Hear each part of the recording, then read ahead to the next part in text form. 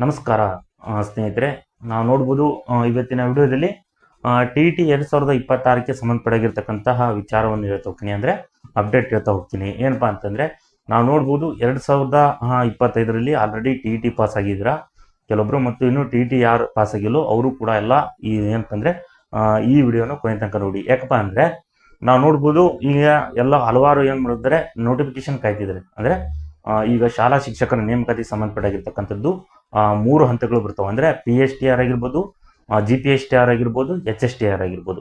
ಈ 3 ಹಂತಗಳಿಗೆ ನೋಟಿಫಿಕೇಶನ್ ಕಾಯ್ತಾ ಇದ್ದಾರೆ. ಸೊ ನಾನೊಂದು ಏನಪ್ಪ ಹೇಳ್ತಿದ್ದೀನಿ ಅಂದರೆ ಇದು ಎಷ್ಟಪ್ಪ ಅಂದರೆ ಏಪ್ರಿಲ್ ತಿಂಗಳು ಬಂತು. ಇವತ್ತು 31 ಆದರೆ ಮಾರ್ಚ್, ನಾಳೆ ಏಪ್ರಿಲ್ 1.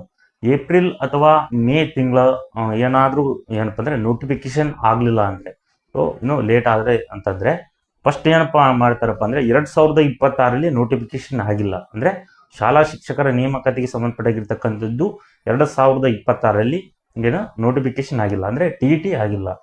ಈ ಭಾಳ ಜನ ಏನಾದರೂ ಟಿ ಇ ಟಿ ಪಾಸ್ ಆದವರು, ಸ್ಕೋರ್ ಆದವರು ಏನಪ್ಪ ಭಾಳ ವರ್ಷ ಅಂದರೆ ಈಗ 2022ರಲ್ಲಿ ಜಿ ಪಿ ಟಿ ಕರೆದ್ರು. ಹಾಗಾಗಿ ಈಗೇನು ಹೋರಾಟದ ನಂತರ ಏನಪ್ಪ ಸ್ಟೂಡೆಂಟಿಗೆ ಏನಪ್ಪ ಒಂದು 56,000 ಅಂದರೆ ಎಲ್ಲ ಇಲಾಖೆಯಲ್ಲಿ ಇರ್ತಕ್ಕಂಥ ಹುದ್ದೆಗಳನ್ನು ತುಂಬುವ ಒಂದು ಪ್ರಯತ್ನ ಮಾಡ್ತಿದ್ದಾರೆ. ಸೊ ಮಾಡುವ ಒಂದು ಪ್ರಯತ್ನದಲ್ಲಿ ಈಗ ಶಾಲಾ ಶಿಕ್ಷಕರ ನೇಮಕಾತಿಗೆ ಮೇನ್ ಫೋಕಸ್ ಇರೋದು ಏನಪ್ಪ ಅಂದರೆ ನೋಟಿಫಿಕೇಶನ್.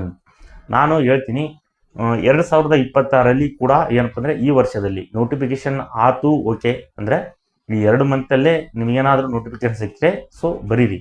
ಯಾರ್ಯಾರು ಎಲಿಜಿಬಲ್ ಇದ್ರು, ಸೊ ಟಿ ಇ ಟಿ ಯಾರು ಪಾಸ್ ಆಗಿಲ್ಲೋ ಅವ್ರಿಗೂ ಕೂಡ ಸಿಗುತ್ತೆ ಶಾಲಾ ಶಿಕ್ಷಕರ ನೇಮಕಾತಿಗೆ. ಯಾವ ರೀತಿ ಅಂದರೆ ಎಚ್ ಎಸ್ ಟಿ ಆರ್ ಬರಿಬೋದು, ಮತ್ತು ಉಳಿದವು ಬರೆಯೋಕ್ಕಾಗಲ್ಲ.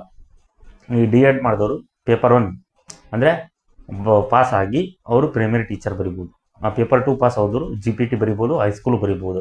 ಆದರೆ ಏನೂ ಪಾಸ್ ಆಗಿಲ್ಲಪ್ಪ ಅಂದವರು, ಟಿ ಇ ಟಿ ಪಾಸ್ ಆಗಿಲ್ಲ, ಅವರು ಎಚ್ ಎಸ್ ಟಿ ಆರ್ ಆಗಿರ್ತಕ್ಕಂಥ ಶಾಲಾ ಶಿಕ್ಷಕರ ನೇಮಕಾತಿಗೆ ಅವರು ಏನಪ್ಪ ಬರಿಬೋದು ಅಂತ ಹೇಳ್ಬೋದು. ಹಾಗಾದರೆ ನಾನು ಒಂದು ಏನಕ್ಕೊಂದು ಪ್ರಮುಖವಾಗಿರ್ತಕ್ಕಂತಹ ಅಪ್ಡೇಟ್ ಏನಂದರೆ ಈ 2 ಮಂತಲ್ಲಿ ಏನಾದರೂ ನೋಟಿಫಿಕೇಶನ್ ಆಗಲಿಲ್ಲ ಅಂದರೆ ಸೊ ಅವರು 2026ರ ಒಂದು ಟಿ ಇ ಟಿ ನೋಟಿಫಿಕೇಶನ್ ಕರೀತಾರೆ. ಯಾಕಂದರೆ ನಾವು ನೋಡ್ಬೋದು ಪ್ರತಿ ವರ್ಷ ಮೇನ್ ಆಗಿರ್ತಕ್ಕಂತಹ ಸಮಯದಲ್ಲಿ ಅಂದರೆ ಜೂನ್ ತಿಂಗಳಲ್ಲಿ ಏನಪ್ಪ ಅಂದರೆ ನೋಟಿಫಿಕೇಶನ್ ಮಾಡಬೇಕು ಟಿ ಇ ಟಿ. ಯಾಕಂದರೆ ಅವರು 2 ಆಗಿರ್ತಕ್ಕಂಥ ವರ್ಷಕ್ಕೆ 2 ರೀತಿಯಾಗಿರ್ತಕ್ಕಂಥ ಟಿ ಇ ಟಿ ಮಾಡ್ತಾರೆ ಅಂದರು, ವರ್ಷಕ್ಕೆ 2 ಬಾರಿ ಅಂತ. ಹಾಗಾಗಿ ಅವರು ಈಗ 2 ಬಾರಿ ಮಾಡ್ತಿಲ್ಲ, 1 ಬಾರಿ ಮಾಡ್ತಿದ್ದಾರೆ. ಸೊ ಅದು ಏನಪ್ಪ ಅಂದರೆ ಮೇ ಅಥವಾ ಜೂನ್ನಲ್ಲಿ ಅವರು ವರ್ಷ ಅಂದರೆ ಪ್ರಮುಖವಾಗಿರ್ತಕ್ಕಂಥ ಘಟ್ಟ ಅದು ಟಿ ಇ ಟಿ ಏನಪ್ಪ ಅಂದರೆ ನೋಟಿಫಿಕೇಶನ್ ಆಗುವ ಸಂದರ್ಭ.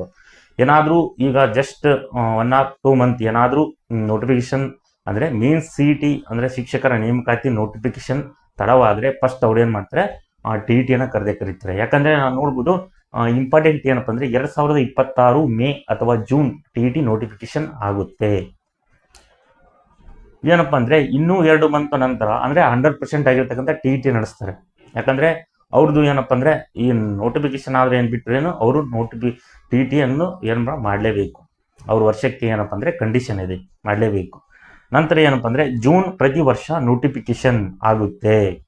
ಏನಪ್ಪ ನೋಟಿಫಿಕೇಶನ್ ಆದರೆ ಈಗ ಪಾಸ್ ಆದವರು ಓಕೆ, ಬಟ್ ಏನು ಹೆಲ್ಪ್ ಇದೆ ನೋಟಿಫಿಕೇಶನಿಂದ, ಏನು ಹೆಲ್ಪ್ ಇದೆ? ಸೊ ಅಲ್ಲಿ ಏನಪ್ಪ ಅಂದರೆ ಡಿ ಎಡ್ ಮಾಡಿದವರು ಯಾರು ಇನ್ನೂ ಪೇಪರ್ 1 ಪಾಸ್ ಮಾಡ್ಕೊಂಡಿಲ್ಲೋ ಅವ್ರಿಗೆ ಏನಪ್ಪ ಅಂದರೆ ಅನುಕೂಲ ಆಗುತ್ತೆ ಅಂತ ಹೇಳ್ಬೋದು. ಈಗ ಜಸ್ಟ್ ಮಿಸ್ 1 or 2, 3 ಏನು ಮಾರ್ಕ್ಸಿಂದ ಕಳೆದುಕೊಂಡಿದ್ರು, ಅಥವಾ ಒಂದು ಏನಪ್ಪ ಅಂದರೆ ಇನ್ನೂ ಹತ್ತಿರದಲ್ಲೇ ಬಂದು ಅವ್ರು ಏನು ಪಾಸ್ ಆಗಿಲ್ಲೋ ಅವ್ರಿಗೆ ಏನಪ್ಪ ಅಂದರೆ ಹೆಲ್ಪ್ ಆಗುತ್ತೆ ಟಿ ಇ ಟಿ ಕರೆದ್ರೆ.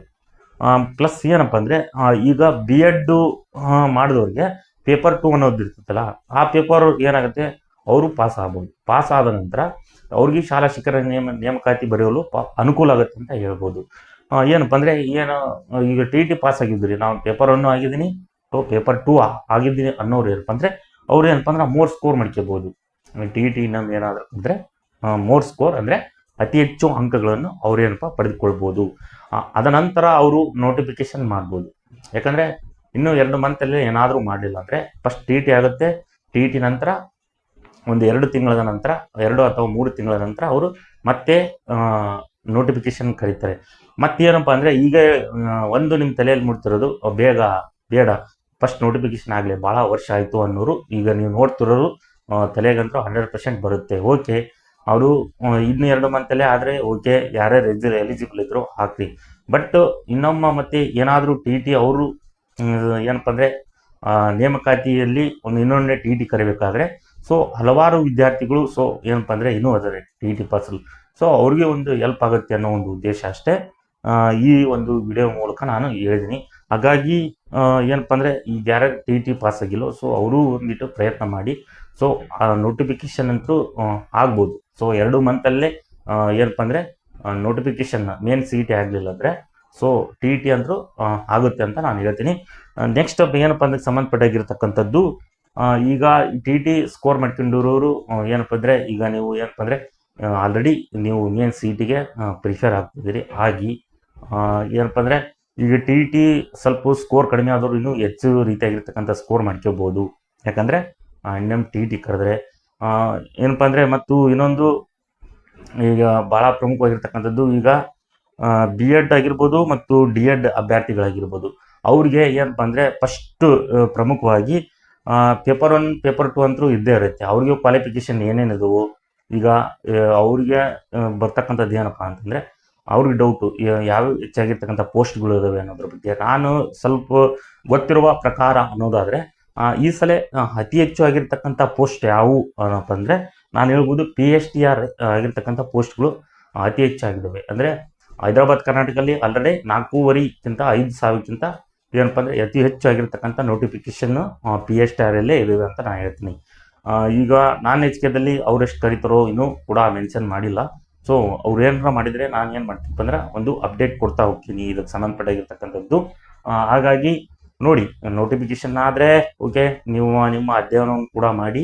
ಆಗಲಿಲ್ಲ ಅನ್ನೋರು ನಿಮ್ದು ಏನು ಅದಕ್ಕೆ ಕ್ವಾಲಿಫಿಕೇಷನ್ ಇದೋ ಅದಕ್ಕೆ ಸಂಬಂಧಪಟ್ಟಾಗಿರ್ತಕ್ಕಂಥ ನೀವು ಓದಿ ಅಂತ ಹೇಳ್ತೀನಿ. ಸೊ ಈಗ ಎಲ್ಲರೂ ಯಾರ್ಯಾರು ಹೊಸದಾಗಿ ಈ ಚಾನಲನ್ನು ನೋಡ್ತಿದ್ರು ಅವರು ಪ್ರಮುಖವಾಗಿ ಈ ಚಾನಲನ್ನು ಸಬ್ಸ್ಕ್ರೈಬ್ ಮಾಡ್ತೀರಿ. ಇದು ಶಿಕ್ಷಕರ ನೇಮಕಾತಿಗೆ ಸಂಬಂಧಪಟ್ಟಾಗಿರ್ತಕ್ಕಂತಹ ಹಲವಾರು ರೀತಿಯಾಗಿರ್ತಕ್ಕಂಥ ಅಪ್ಡೇಟ್ ಹೇಳ್ತಾ ಹೋಗಿದ್ದೀನಿ ಮತ್ತು ಹಲವಾರು ರೀತಿಯಾಗಿರ್ತಕ್ಕಂಥ ಕ್ಲಾಸಸ್ ಕೂಡ ಮತ್ತು ಬುಕ್ ಲಿಸ್ಟ್ ಆಗಿರ್ಬೋದು ಈ ರೀತಿಯಾಗಿರ್ತಕ್ಕಂತಹ ವಿಡಿಯೋಗಳನ್ನು ಮಾಡ್ತಾ ಹೋಗಿದ್ದೀನಿ. ಸೊ ಯಾರ್ಯಾರು ನೋಡ್ತಿದ್ರು ಎಲ್ಲ ಸ್ನೇಹಿತರು ಏನಪ್ಪ ಅಂದರೆ ಲೈಕ್ ಮಾಡಿ, ಫಸ್ಟು ಕಾಮೆಂಟ್ ಮೂಲಕ ಹಾಕಿ. ಸೊ ಈಗ ಟಿ ಟಿ ನಾನು ಹೇಳಿದ ವಿಚಾರ ಒಂದು ಏನಾದರೂ ಇದ್ದರೆ ಹೇಳಿ, ನಾನು ತಕ್ಷಣ ಆಗಿರ್ತಕ್ಕಂತಹ ಆನ್ಸರ್ ಕೊಡ್ತೀನಿ. ಹಾಗಾಗಿ ನಾನು ಬೇರೆ ವಿಷಯದೊಂದಿಗೆ ನಾನು ಏನು ಮಾಡ್ತಪ್ಪ ಅಂದರೆ ನೆಕ್ಸ್ಟ್ ಒಂದು ಮುಂದಿನ ವಿಡಿಯೋದಲ್ಲಿ ನಾನು ಸಿಗ್ತೀನಿ. ಧನ್ಯವಾದಗಳು.